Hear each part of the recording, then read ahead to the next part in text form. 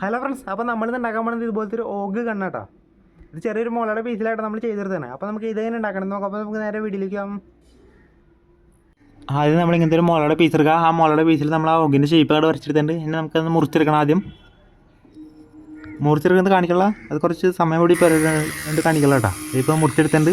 അതിൻ്റെ നമ്മളതിൻ്റെ സൈഡൊക്കെ ഒന്ന് ഇങ്ങനത്തെ ഒരു മെഷീൻ വെച്ചിട്ട് നമ്മളൊന്ന് ലെവലാക്കി എടുക്കണം.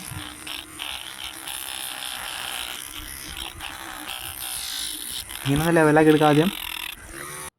ഇപ്പോൾ ലെവലാക്കി സെറ്റാക്കി എടുത്തിട്ടുണ്ട് കേട്ടോ. അത് കഴിഞ്ഞിട്ട് ഇതിൻ്റെ ഫ്രണ്ടിൽ ഹോൾ ഇടണം. അതുകൊണ്ട് ഇങ്ങനത്തെ ഒരു പേപ്പറിൻ്റെ റോൾ എടുത്തിട്ട് നമ്മൾ ആ ഫ്രണ്ടിൽ ഹോൾട്ടില്ല അതോടേക്ക് നമ്മൾ കയറ്റി കൊടുക്കുക. എന്നിട്ട് ഒട്ടിച്ചെടുക്കുക. അതുകൊണ്ട് ഇങ്ങനത്തെ ഒരു പീസ് എടുത്തിട്ട് നമ്മൾ അതിൻ്റെ മുകളിൽ ഒരു പേപ്പറിൻ്റെ റോൾ തന്നെ വെച്ച് ഒട്ടിച്ചെടുക്കുക. അത് നമ്മുടെ സ്കോപ്പാണ് ആ തോക്കിൻ്റെ. ഇതിപ്പോൾ ഒട്ടിച്ചെടുത്തിട്ട് അതെടുത്തിട്ട് നമ്മൾ ആ തോക്കിൻ്റെ മുകളിൽ ഇത് ഇങ്ങനെ വെച്ച് ഒട്ടിച്ചെടുക്കുക.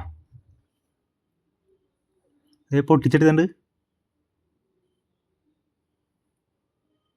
അത് കഴിഞ്ഞിട്ട് ഇങ്ങനത്തെ ഒരു സാധനം എടുത്തിട്ട് നമ്മളതിൻ്റെ ഫ്രണ്ടിൽ വെക്കണം. അത് നമ്മുടെ പിടിക്കുന്ന സാധനമല്ലേ, ഫ്രണ്ടിൽ പിടിക്കുന്ന സാധനം ഇട്ടത്. അത് നമ്മൾ ഈ മുളയുടെ പീസ് തന്നെ മുറിച്ചെടുത്ത് ഇട്ടത്.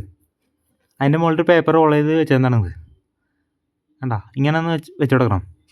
അത് കഴിഞ്ഞിട്ട് ഇതിൻ്റെ ബുള്ളറ്റിൻ്റെ സാധനമല്ലേ, ആ എടുത്തിട്ട് നമ്മളിതിൻ്റെ ബാക്കിൽ ഇത് ഇങ്ങനെ വെച്ച് ഒട്ടിച്ചെടുക്കുക. വേണ്ട സംഭവത്തിൻ്റെ പരിപാടി തരുള്ളൂ. അത് കഴിഞ്ഞിട്ട് നമ്മൾ ഈ ഫ്ലക്സ് ക്യൂ എടുത്തിട്ട് മൊത്തം ഒഴിച്ചെടുക്കുക.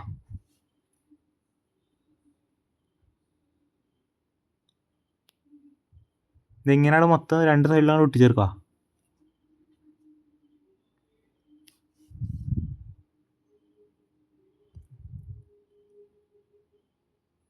ഇതിപ്പോൾ വെച്ചിട്ടുണ്ട്. അപ്പോൾ നമ്മുടെ തോക്കിൻ്റെ പരിപാടി എത്ര ഉള്ളൂ. ഭയങ്കര എളുപ്പത്തിൽ നമുക്ക് ഇത് ഉണ്ടാക്കാട്ടത്. ഇത് മുളയുടെ പീസ് കിട്ടിയില്ലെങ്കിൽ നമുക്ക് ചെറിയൊരു കമ്പിൻ്റെ പീസിൽ ചെയ്യാം. ഇങ്ങനെ